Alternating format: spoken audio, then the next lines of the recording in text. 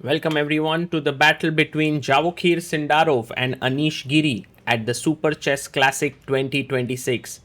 Sindarov comes to the board. Let's have a look at how the game went. Javokhir opened with d4, Anish went knight f6, and we had the Ragozin on the board. And then bishop g5. These are the footages that you can see from the middle game and end game of the battle. h6 takes, queen takes, but we are going through the game just so that you can know how it transpired. In fact, they played the same opening that they played in the candidates round 7. Here, Sindarov had played a3 in the candidates, but he had played ed4 in the candidates, but here he went a3, and we reached this position which has been seen before.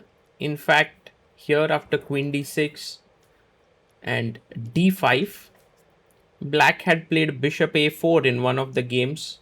Bujiangji was playing in that, and after queen b3, white is winning because d6 is coming and the queen is getting attacked.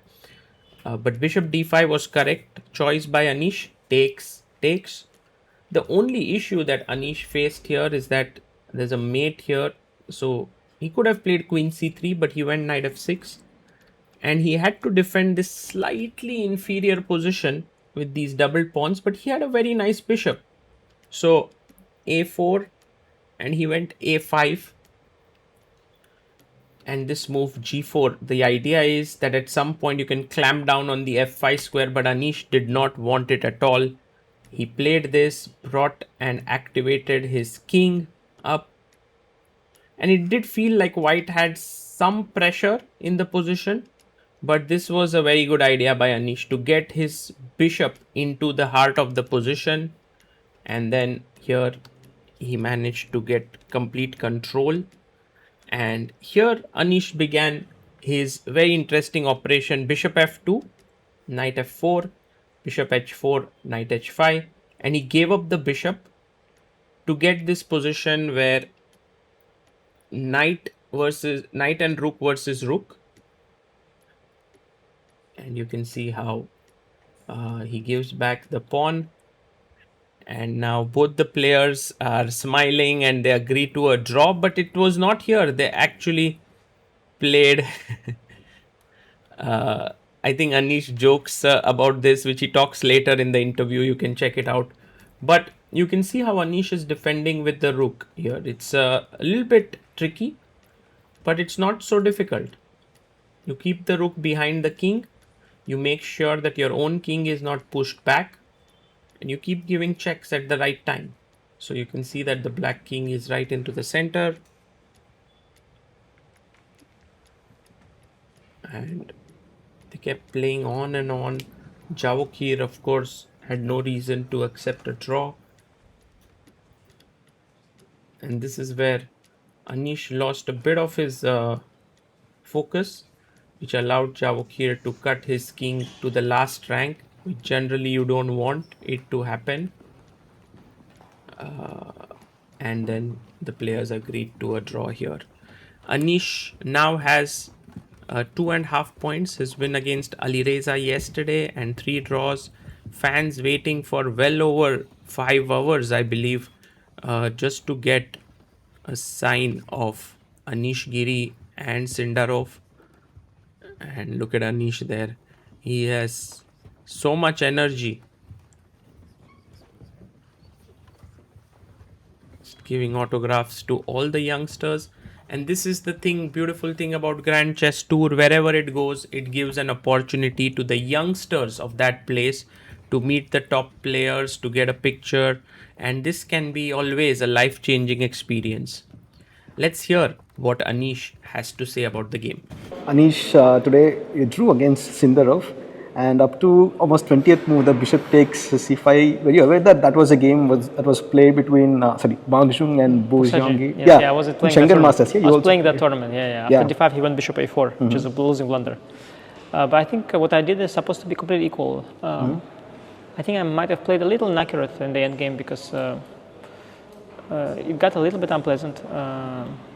Maybe I could. I think somewhere.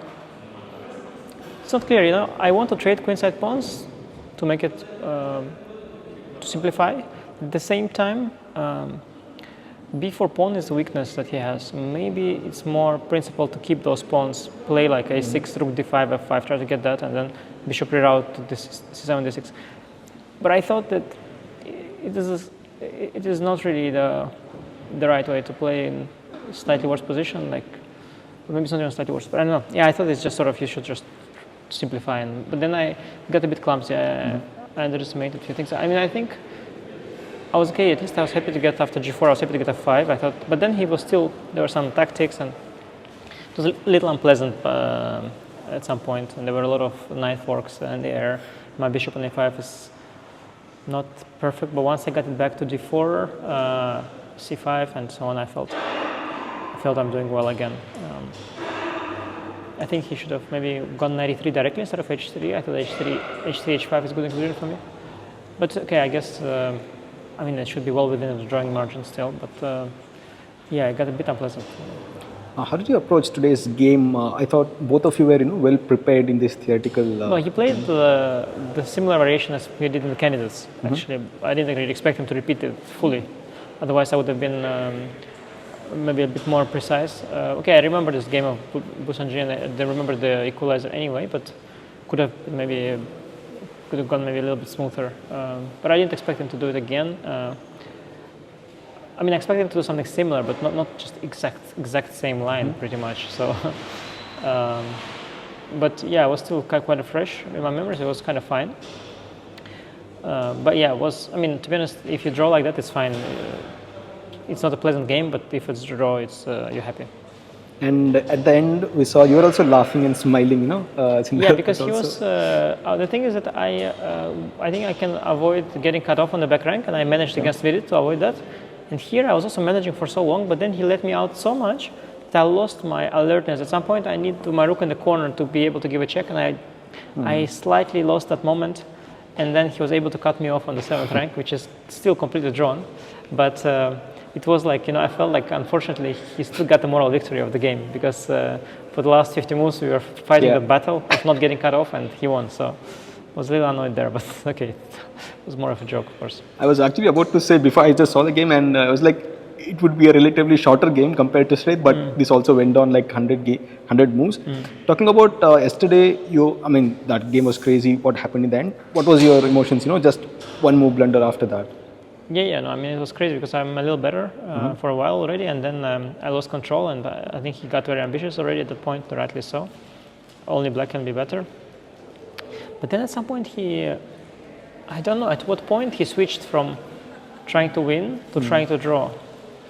I thought he never switched, but after the game he told me that he already wanted to make a draw, which I think was kind of easy, but yeah, maybe, I don't know, like it's a bit confusing, because if I was playing for a win, I understand, trying to dismiss all the drawing variations, but if he was not playing for a win, then, okay, it's difficult, you have a little time, and I think he was trying to win as well at some point, and just got all confused and with a little time. I mean, there was so much chaos, the fact that he took over in the end game, where he should never have taken over in the first place, created so much more emotion, and we both, we got, we both got so, how to say, sometimes you have certain games that you sort of get into a highly neurotic state towards the end of it because of all these turmoils.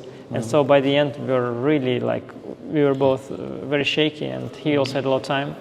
And in the end, I heard he even fell. Actually, yeah, I mean, he couldn't play the game against Fabio today. Yeah, I heard he's not so bad at least, but yeah, I was very shaky, kind of crazy. I hope he's gonna be fine. Yeah.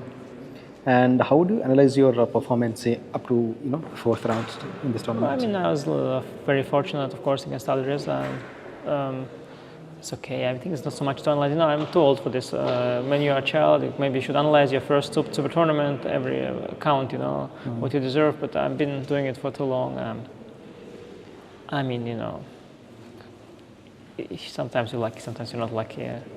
I'm just at this point. I'm just playing and enjoying the process, and I no longer count these things that to analyze this and that. It's for children, analyzing their performance. I think for big men, it is just about playing. Well said.